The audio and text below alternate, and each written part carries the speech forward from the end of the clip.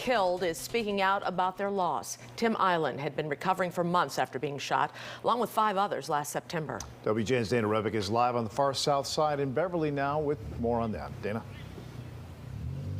Well, Tim Island's family says it is so difficult to think that he survived this shooting, and now all these months later to now lose him. This is the fire station across the street from us here in Beverly, where Island worked. The entire department grieving along with this tight-knit family. A lot of the family was saying that it seemed unfair. He never did. He didn't do anything to anybody. He didn't deserve it, you know, because he was a family man and he loved saving lives. He was a firefighter.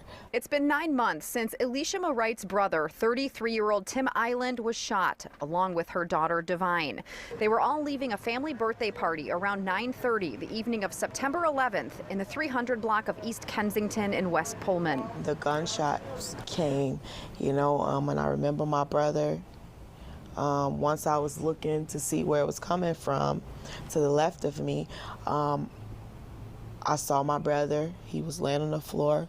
I checked my brother's pulse to see if he still at least had a pulse. It was very faint pulse.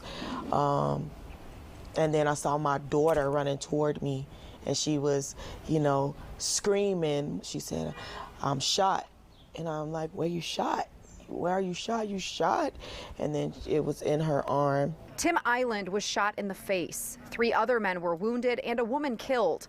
In the months that followed, Island, a father of 5, recovered at home, but then went to a nursing home after having a heart attack. Early last week, Island's sister got a phone call that her brother had died. A doctor at South Suburban Hospital, where he was transferred, told the family there was a problem with his feeding tube and the amount of liquid administered that then affected his organs. We were in disbelief, you know, just really hurt by it.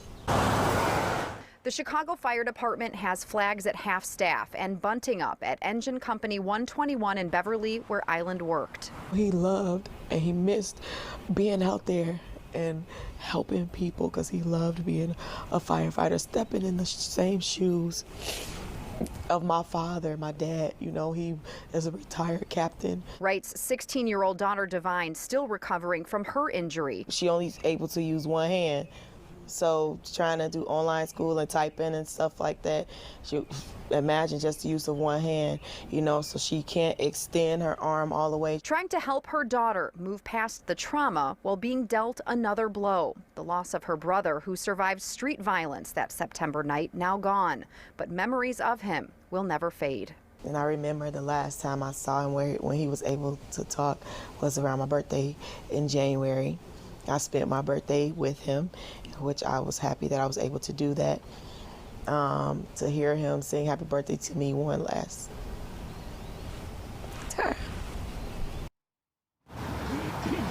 The Cook County Medical Examiner's Office ruled Island's death the result of complications of a gunshot wound into the neck. So far, Chicago police have not made any arrests in this case.